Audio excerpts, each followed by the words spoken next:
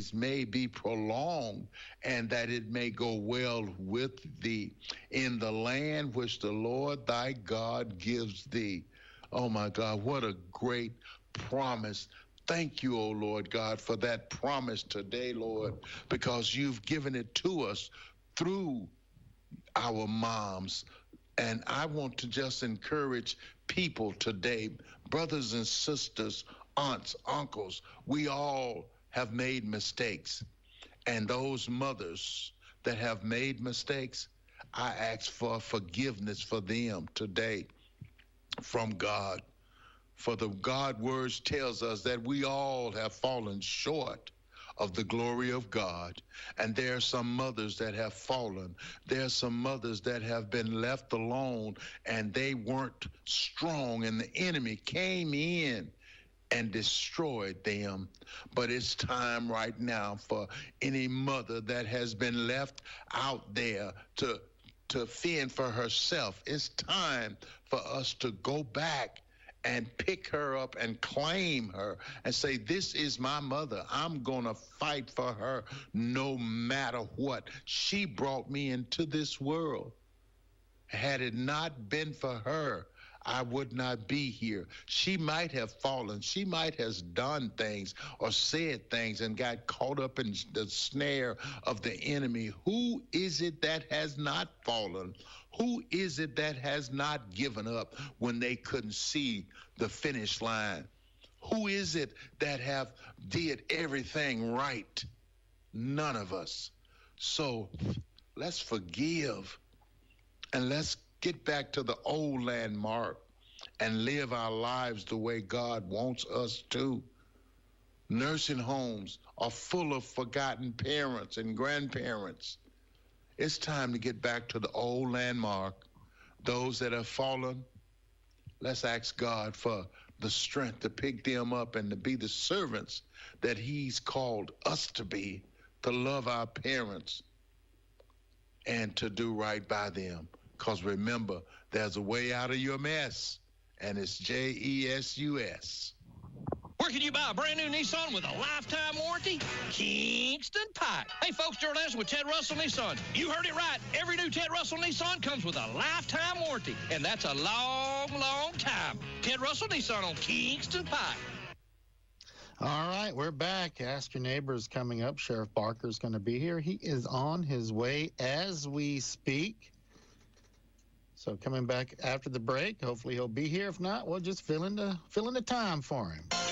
Good morning and welcome to AM 1380 WYSH and Ask Your Neighbor. Ask Your Neighbor can also be heard and seen on our website, WYSHradio.com. And if you are in Anderson, Rome, or Morgan County and have Comcast cable, you can watch Ask Your Neighbor on BBB TV Channel 12. Ask Your Neighbor is the program where you call in and do just that. Ask Your Neighbor. Do you have a comment? Do you have a problem? Or do you have a question? Then call in and ask your neighbor. 865-457-1380 or toll free at 877-711-4005. And for those of you that might be listening or watching on the internet, you can email from our website, WYSHradio.com. Just click on the Contact Us button and email your questions. Now sit back and listen as listeners throughout East Tennessee and the entire world answer your questions on Ask Your Neighbor on BBB TV 12 and AM 1380 WYSH.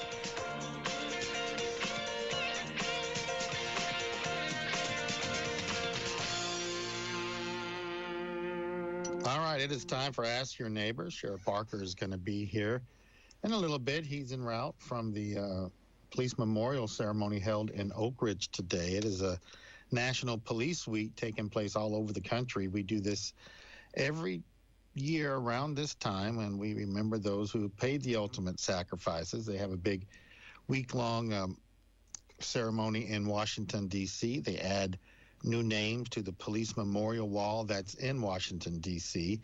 The police memorial wall has over 24,000 names of police officers who were killed in the line of duty, and this year they added 282 officers were added this year. East Tennessee saw its unfortunate fair share of officers killed in the line of duty this year.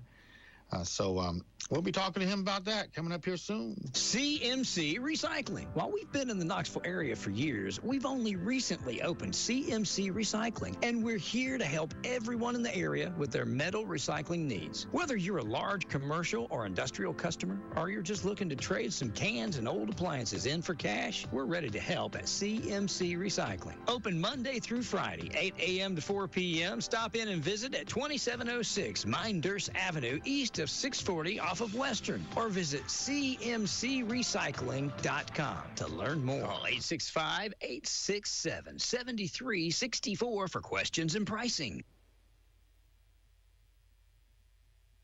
Did you know that a lot of contractors are hiring people from out of town with no guarantee of their qualifications? Are you tired of going through temp services and getting unskilled labor? Keep jobs local and keep money in-state. Partner with Local 102 for all your mechanical job needs. Skilled labor that's always improving with state-of-the-art training. Let Local 102 be the job source for the best in plumbing, pipe fitting, welding, and HVAC. Visit ualocal102.org to learn more about Local 102. Your goals equal our goals. All right, we're back. Ask Your Neighbor. Sheriff Barker just came in here on two wheels. Yeah. How you doing, my man? Doing well. Yeah, I told Travis you would probably be here today. He just wanted me to tell my buddy hi. All right. Hello. Yeah. Tell him I said hello. So where are you coming from today? So this morning we've been down in Oak Ridge City Hall for an officer memorial event. Mm-hmm. It's National Police Week. So every year Oak Ridge hosts that for us. And, of course, all agencies here in Anderson County, including THP, were represented. Right. It's kind of cool because we get to see a lot of guys, a lot of retirees. So yeah, it's a somber, event. Yeah, it is. But at the same time, it's a little bit of a homecoming, too, for some of us. So yeah. I was just telling people that the National Police Memorial Week in D.C. Have you ever been to that before? 2019. Yeah, I have been there twice. I know I got 5 friends who were on the wall. Oh, really? Okay. There, over 24,000 police officers' names are on that wall, and this year they added 282. Yeah. Man, that's a lot. Yeah, that's an incredible week, and it's quite I guess the gravity of the job really kind of sets in of right. The potential, because that police week in Washington is unbelievable. It is just like you say, 'cause on a day-to-day you really don't think about it. If you thought about it, you couldn't do your job right. good. Yeah. And but you go to police week and it's like, man, yeah. There's nothing sadder than attending a police funeral. No, there is not. There is nothing. And unfortunately, I have attended way too many. So, yeah. How many officers have been killed here in the line of duty in Anderson County? I don't know total, like for Oak Ridge and Clinton, but for the sheriff's office, I think we have 4. Okay. The actual elected sheriff was one of them. Really? Yeah, it's in the 30s. Moonshine Steel, if I remember correctly. Okay. Let me look at that real quick. Yeah, I looked up on there. There was one from the 50s. But we had a pair in the 80s, too. Yeah.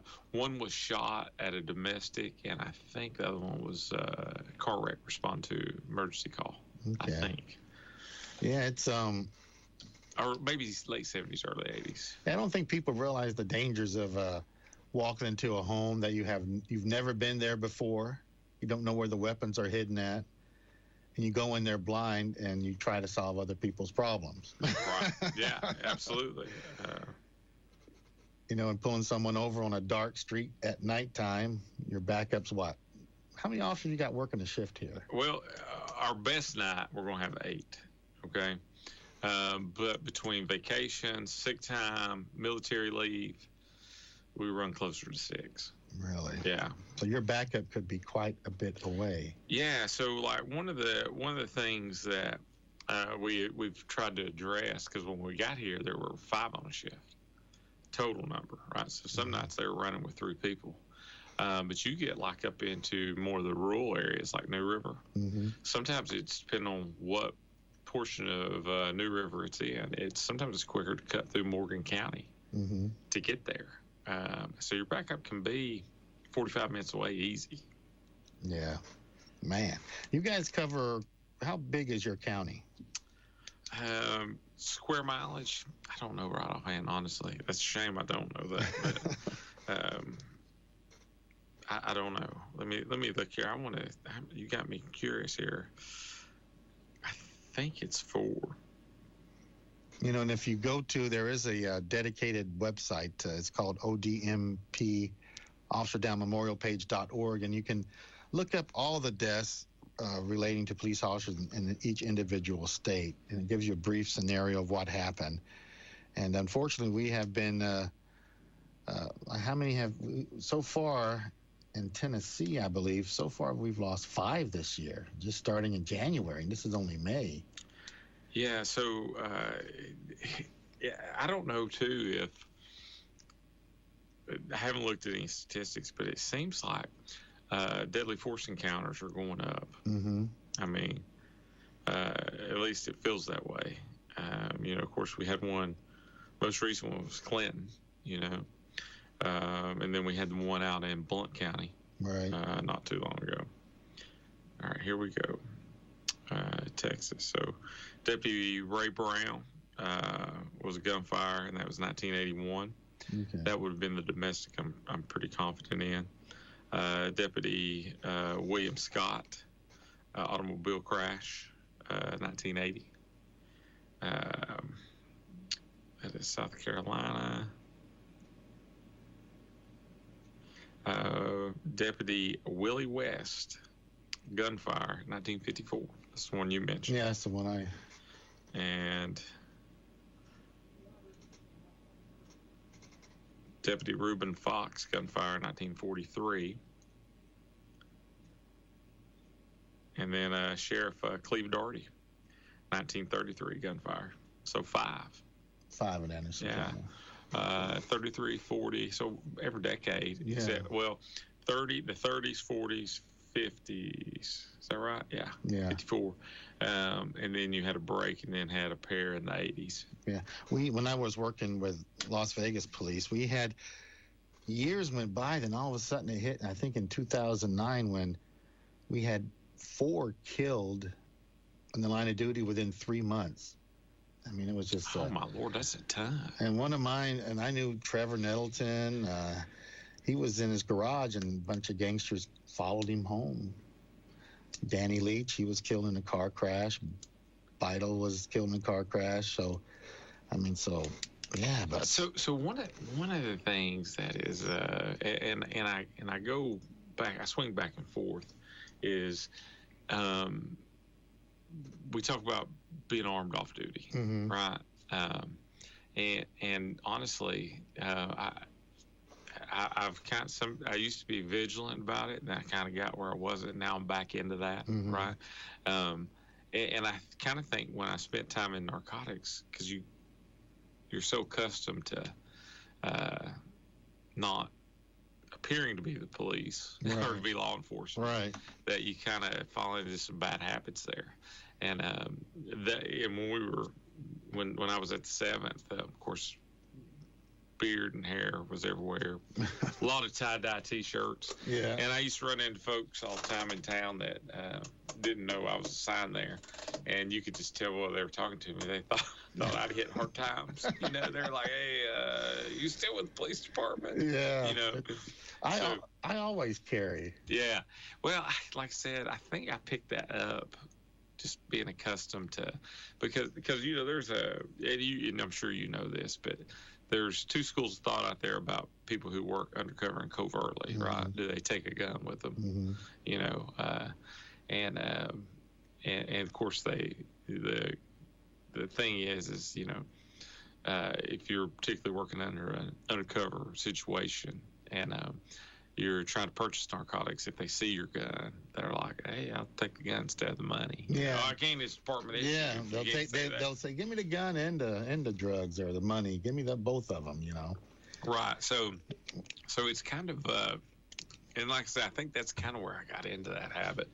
Now I'm always teased about what I carry, right? Because I got what I call my summer gun. It's a small 380. I carry a 2-inch barrel .357 5-shot. Yeah. And I got a wheel gun too. Yeah. You know, I think wheel guns sometimes are.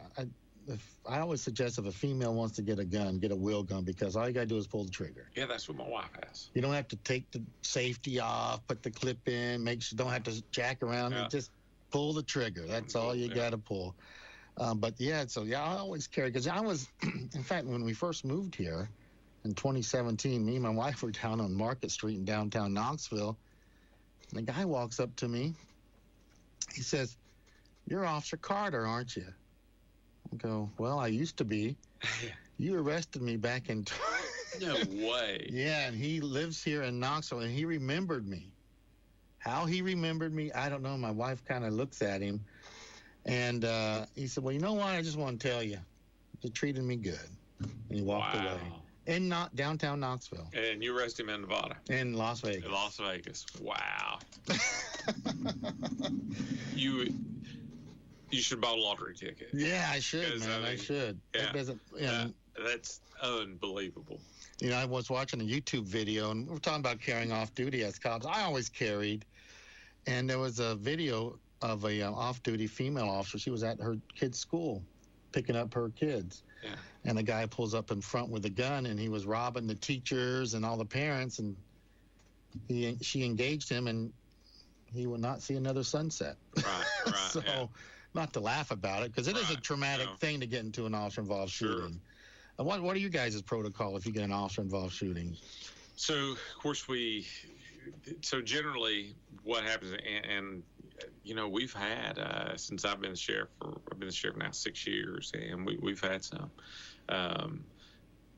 Basically, you know, the first thing we do is lock down the scene. Mm-hmm. And once everybody's notified, and when I say notified, not just the sheriff's office, but if it's inside a municipality, we want to make sure we let that police chief know what's happening, the district attorney's office, and then immediately the TBI is dispatched to work it, because it is an officer-involved shooting. And we don't necessarily have to do that, but we just think it's best to have an outside agency, third party, take a look at it.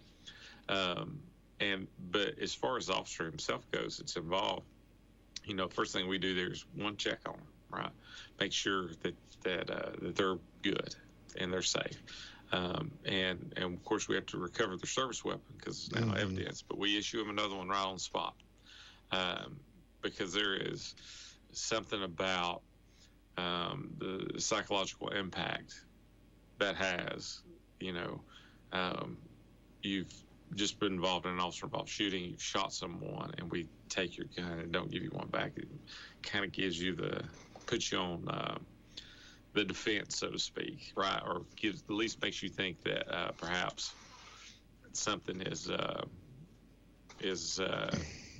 you've done something wrong, maybe, right? When that's not been determined by any means at this point. So and then we have all kinds of things. Of course, it's mandatory administrative leave with pay till the TBI is done. And then, of course, we require that you cooperate with TBI, and we do blood draws and stuff to make sure you're not under the influence. Right. It sounds pretty much like what Vegas does, man. If you get in a shooting in Vegas, it used to be you got in a shooting if you got in a shooting and you still had time left on your shift, they would send you back out to work. Really? This was back in the mid 80s, late 80s, and then they developed just a protocol. I mean, everybody shows up at the shooting. Yes. Everybody. And we're required to see a psych. Yes. 2 weeks off. Same. And then you see the psych twice before they put you back out on the street. Yeah. Now, what we do is we leave you out until the TBI is done. So it can take some time. But now, in Tennessee, your officer-involved shootings get kind of moved to the front at the lab and stuff. Yeah. But because the state does realize that. I would imagine all agencies do that in Tennessee. I could be wrong, but yeah. We handled. We have an organization at the Las Vegas Metro called PEAT, Police Employees Assistance Program, and it's a great program. It's ran by police officers. It's not psychologists or therapists. It's cops, kind of like a peer counselor. and you're required to see them. They check up on you, and they handle any major things to do with an employee. If they have a family death, or if they just help you out in any way that they can. They helped me out when my son was first diagnosed with autism. I called them up, and man, they called me back, and they had my appointments all set up for him. Yeah, that's cool. And it's a good program to have. I know in a smaller organization, you probably can't afford to have a full-time one, but they handle, even in civilian employees, if there's an employee that had a family member die, they're always there, help them out. Right. So what's the big thing going on in Anderson County? Well, budget season is upon us, right? So we're working the numbers. You got to fight with the...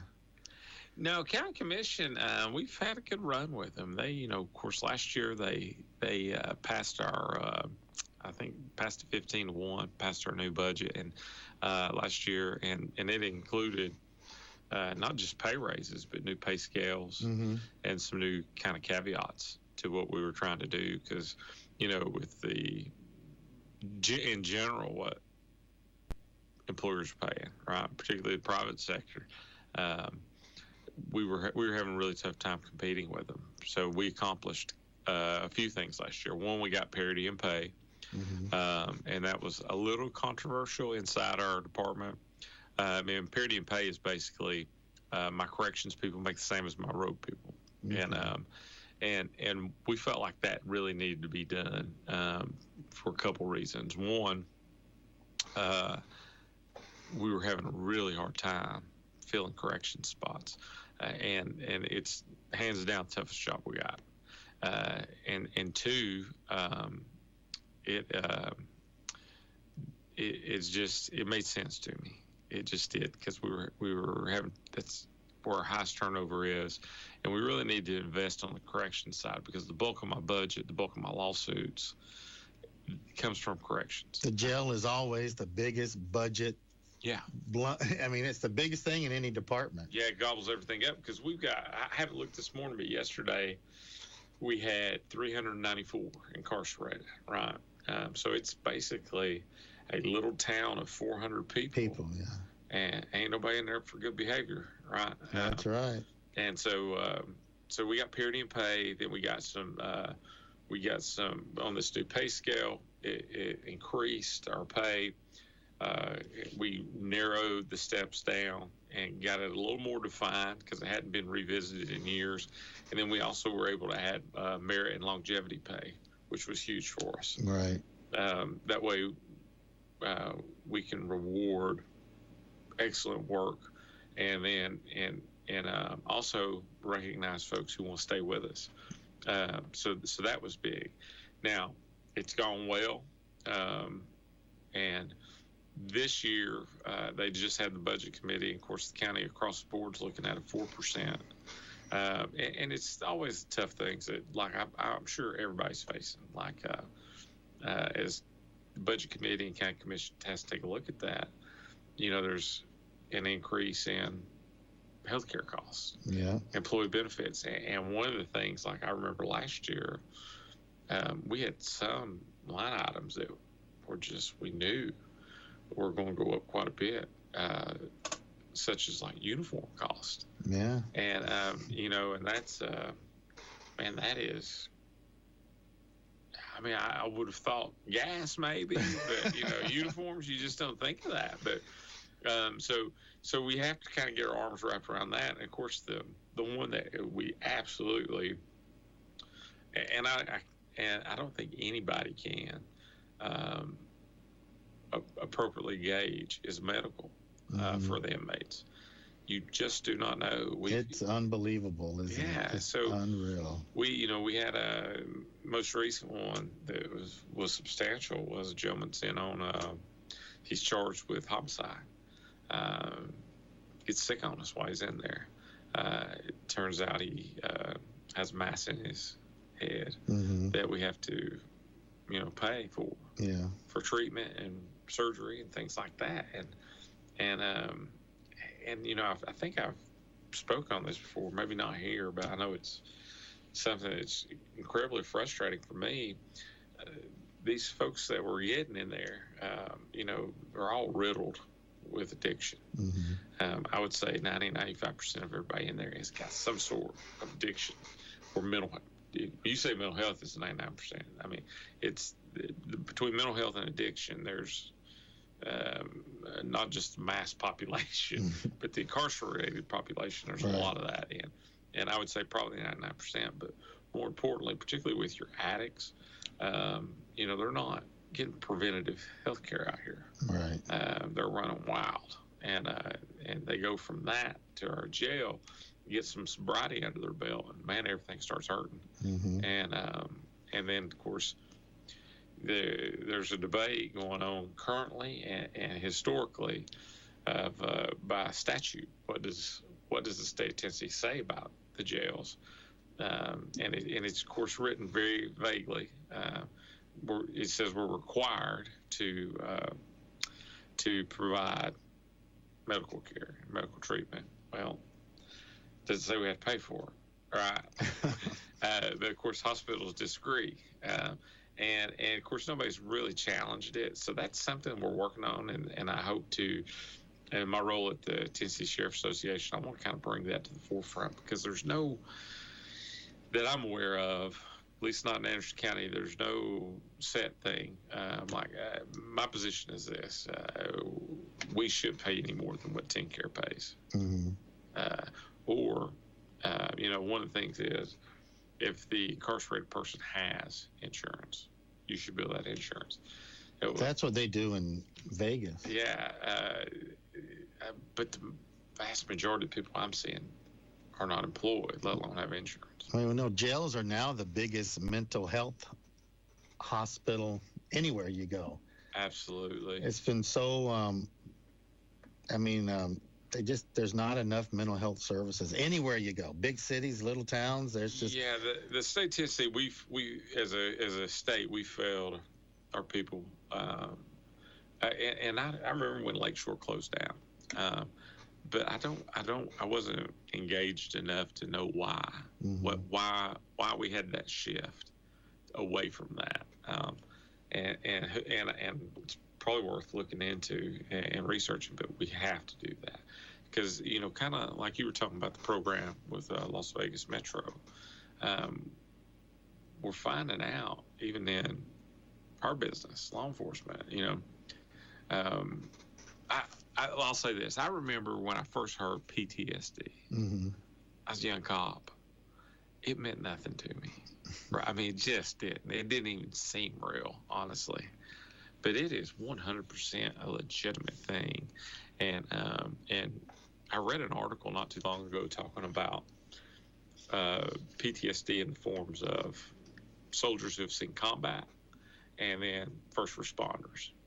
And they talked about, big traumatic event for the soldier who is deployed a couple times and sees combat, in a 12, 18 month deployment, as opposed to a first responder who may or may never have a officer involved shooting, but the trauma, the daily trauma and buildup of what they see, the car wrecks, the dead bodies, the abused children, the just really bad circumstances some of our people in our community live in, and again, I was like, wow, that young Russell didn't see that, but it is absolutely true. And I've worked with guys who had it, and I know back in the day you've heard about it, but it didn't mean nothing to you. Mm-mm.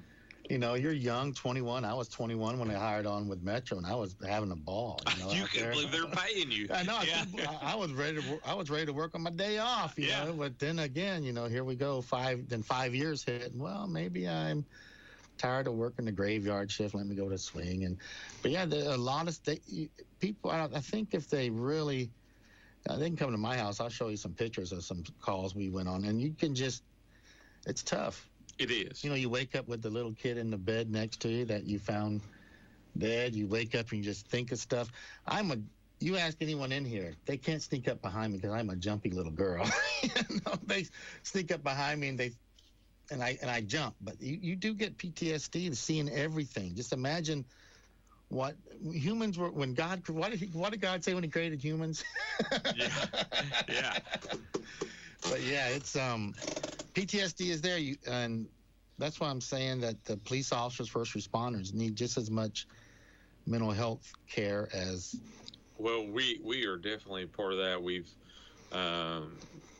participated in Operation Angel Wings, and there's and we have debriefings. Of course, our chaplains are available, so we put in all those stops, and of course, CIT training is huge now, and crisis intervention training. I was an instructor for that. Yeah, so it's back in the day. It's so when it first kind of came out and got to our area, it was like, okay, yeah, we're going to be using that on these calls. Well, you also use it on your shift, dealing with your shift mates, because we're just like everybody else. Our job's different. The suicide rate is actually higher in police officers than those that were killed in the line of duty. The suicide rate is higher. Yeah. More cops lose their life from suicide than in the line of duty death. Yeah. Unfortunately, I've known a few, and it is. There was a guy on our department that everybody talks about suicide by cop, but this guy, we started noticing that he was putting himself in some situations that, he shouldn't be putting himself in, not waiting for backup, running in without. So finally they sent him away to get evaluated. He was actually wanting someone to shoot him in the line of duty so his family will not lose the benefits. Right. Yeah. And I go, man. And of course, not only are first responders famous for suicide, but they're famous for alcohol issues too. A lot of people self-medicate, and of course, and thank God it's changed. But there was a time where you did not talk about things that bothers you. Oh yeah, you didn't mention it. No, you were blackballed, viewed as weak, not tough enough, and so, and it's. I'm just super grateful that the culture it's kind of in the industry has changed. I worked with a guy who, if you saw him with a big gulp cup, it's, he's got some more than just Pepsi or Coca-Cola. Right. And but anyway, so your budget's going on. The jail's a pain in the butt. Vegas has 4,000 inmates, 5,000 inmates in their jail. Clark County Detention Center. It's insane. Yeah. So I was out in Vegas last year, and you and I briefly talked about it because some pictures I posted on Facebook got to look at Clark County's.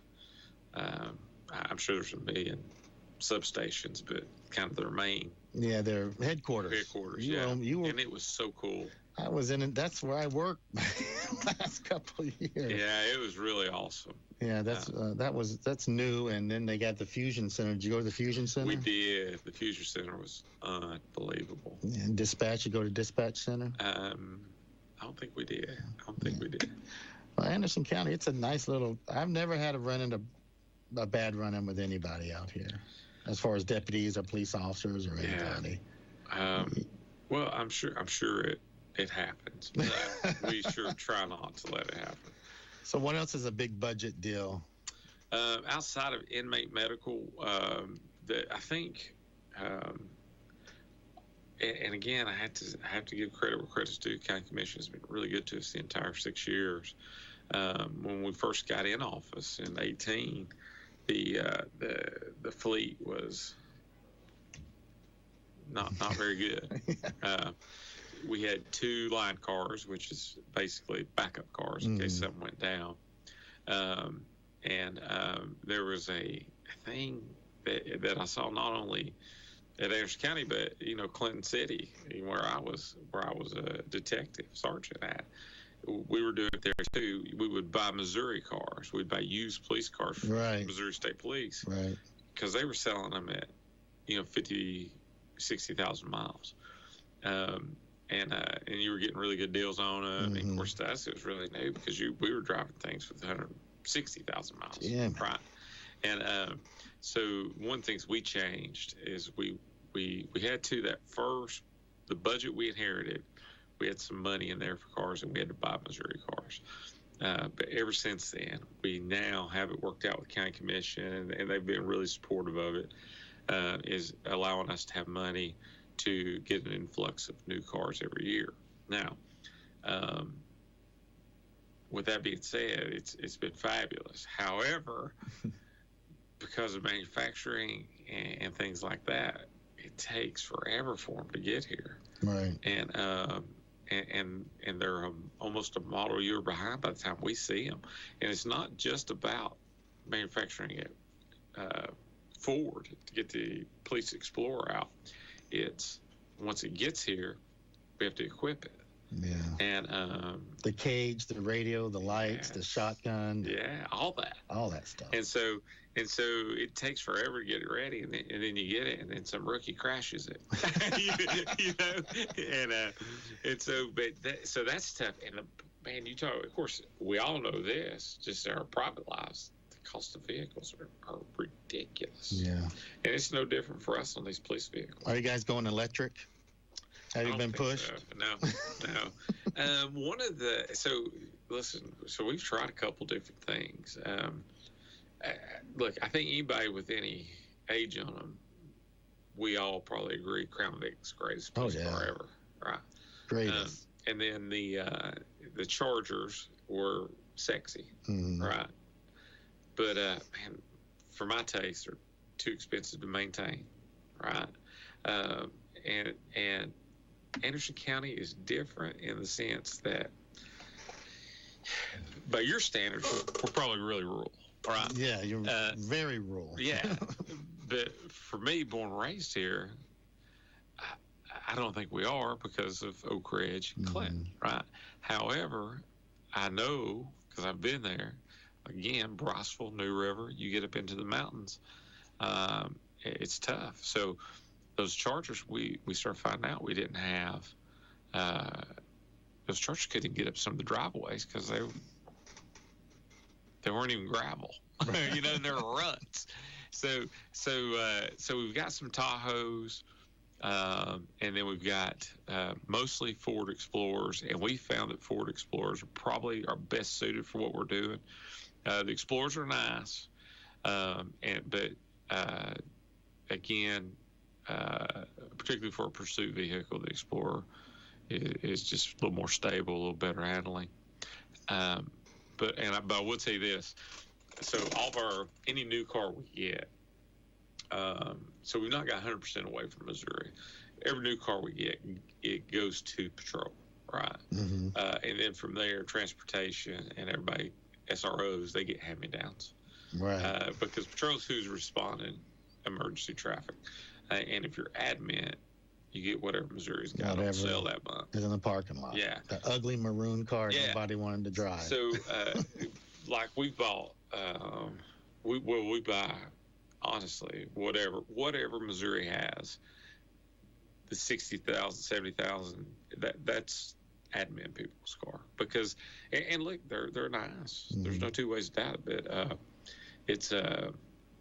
it just makes sense because. And we just need enough lights to get in a parade, right? Because we're not, or clear an intersection, stop traffic at an intersection. Right. Because I promise by the time I hear about an emergency call, it's generally over. Right. You know, so.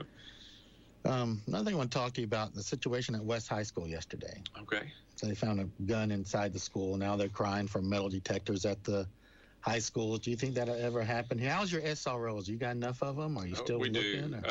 So we have one. So forever, that is our largest unit, right? On the operations side, is our SROs.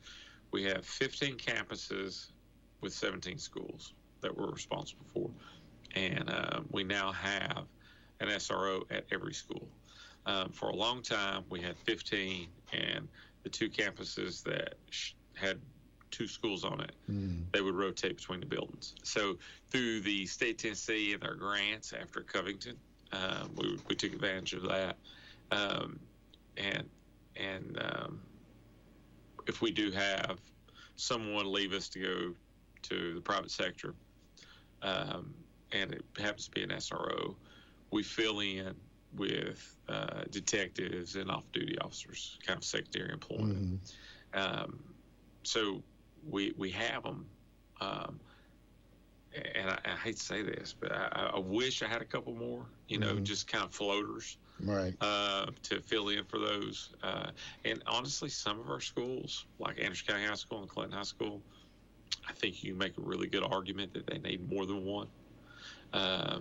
Because when you get up 800-something kids and campuses as large as those, yeah, they're huge. Yeah, it's a lot of ground to cover. But yeah, we have them at every school, and we're pleased with that. And that is, SROs are, man, it's a different kind of policing. It is. I mean, it really is. It honestly, and this is terrible for me to say, and I really probably my wife would tell me to get quiet, right? But it was two parts of being a cop. I really didn't enjoy. Juveniles, right? Because it's so different. Juvenile law is so different. So different. You got to handle them so different. Yes. You got to, you just, yeah. So yeah. Yeah, because clearly juvenile court, and as it most likely should be, it is definitely rehabilitation driven as opposed to punishment. It is. But dealing with juvenile crimes, I hated. And then the flip side of that was the custody agreements and things like that. They always end up at the school. Oh yeah, and it's just really tough sometimes for a police officer to interpret a court order, a decree order, or a court order, and so that made it tough. And man, that is their bread and butter, what the SROs do, and not to mention being elected, and really even for your municipalities that have schools in their charge, your SRO is the face of your department. I mean, they make or break you because they have more contact with law-abiding citizens than anybody does. That's right. So it's incredibly important. And to your question, I can't see that coming here, but have there been any? How many firearms have been found in schools here? Do you remember off the top of your head? I'm not aware of any since I've been sheriff. When I retired, the first job I had was a hall monitor at a junior high to high schools combined. And I loved that job. I loved it because, you know what? I knew who the little turds were. Right. Mommy and daddy are slinging dope out of the Crown Point apartments. You're slinging dope. And the good kids loved me, but the bad kids hated me. Yeah. I would do backpack checks. Come here. Yeah. Carter, why you always messing with me? Because I can. Come here, let me check you. But that was the best job that was the best job. Yeah. It was a good job. I loved working with the kids. Like I said, the good kids loved me. But, dealing with juvenile law, you do got to handle them. And I remember those cases where they were 17 and a half. You can't charge them as an adult. Yes. And they did some bad things. But there's one kid. I always remind them, you turn 18 in 2.5 years, I'm going to be there. Yeah. You turn 18 in a year and a half, I'm going to be there. Yeah. 6 months, you're mine. Yeah. And we ain't playing with this little juvie system. You going to jail. Well, one of the things that you also see is some of our SROs are really good at building quality relationships. I used to be a DARE officer, and man, it paid off in spades when I became a detective. Yeah. Because there were these kids I'd met at our elementary schools and kind of quasi kept up with, and now they're adults, and then there'd be a crime, and they'd be like, Barker, I saw something, Yeah, that's how they were with me, even though they would just tell me, hey, Carter, someone's going to be doing something in the bathroom. Yeah. I remember one time they were vandalizing the bathroom, so I took off all the bathroom stall doors, and I locked all the bathrooms up and left one open way on the other side of the campus.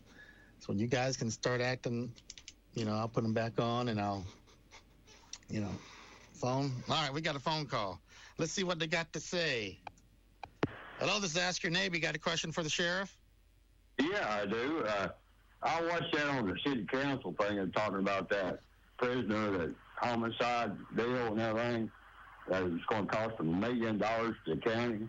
Why don't they just put him over on federal, like that, send him to federal prison? All right. Thank you for the question.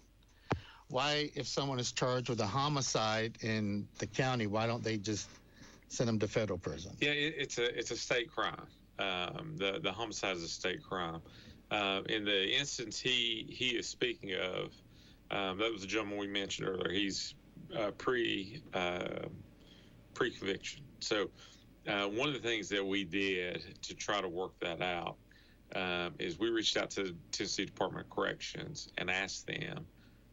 We made an appeal that they accept him pre-conviction, and our argument was not necessarily monetary, although it did weigh heavily in what we were trying to do. But another key element was that we were just literally not set up for the kind of post-op care this gentleman was going to need.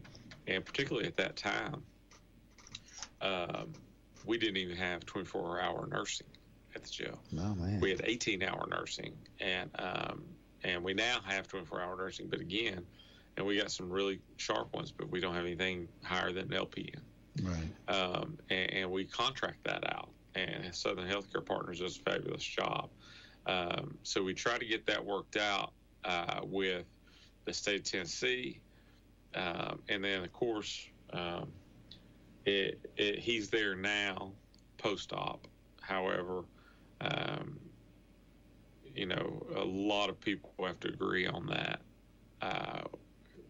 The attorneys representing him, district attorney's office, us, and sometimes wheels of justice move slow. They move very slow. So you got city, county, state, and federal laws. So yeah, that's why. So but we had it. We tried to, and that would put it on the state's time, which ultimately, I mean, it's still taxpayer money. Yeah. Either way. Whether it be city, county, or whomever. Now, you take all bookings for all city in Anderson County. We do, yeah. Okay. We're the only jail. No municipality anymore even has a holding cell that's active. And of course, Clinton used to have one, but it's long since been gone. I'm sure Oak Ridge had one. I know Oliver Springs had one. Matter of fact, Oak Ridge or Oliver Springs is probably technically still there. But they're not using it. I mean, it's probably storage by now because with jail inspections and stuff. Kalia, you guys, are you part of Kalia? We're not. Okay. We're not. I don't even know. I don't know if we have anybody in Anderson County that is. If we do, it may be Oak Ridge. But yeah. Okay. But particularly now with our Tier 1 and 2 status with the state of Tennessee, we're one of only 2 jails in the state that have the Tier 2 certifications. And so if you were a municipality hanging on to a 5-cell jail, it's just not worth it. I mean, because I used to hear stories about, well, we'd walk over to the drugstore and get them lunch. Yeah. Because they didn't even have a kitchen. So how's recruiting going? It's good. So another thing that the state has done is they have freed us up some money to pay for academies. All right. And that's been huge because budgetary constraints have always been an issue. Historically, we've only been able to send maybe 3 or 4 max at a year to the academy, but now you go on these scholarships, and the problem we're seeing is, and it's really, really been beneficial to some of these really small agencies who had no money, right, set aside for training. But the problem now is it's a log jam, and the academy classes are growing from 50 to 80, and the wait list is forever. So there's some things that need to be tweaked, and primarily we're only seeing it, and there's some talk at the Sheriff's Association, if this is even possible, but to let the main academy in Nashville is where everybody's going. But right here locally, we have Blount, Knox County, who we if we're paying on our own dime, we like to send them there. Right. Because it's so close. If there's any issues or anything, we're right there instead of sending them to Nashville. But at the moment, that funding, they're not eligible for us. And we think there's paperwork or requests or waivers you can fill out for, which would really help because Toledo is just packed to the gills. It costs a lot of money to hire a guy.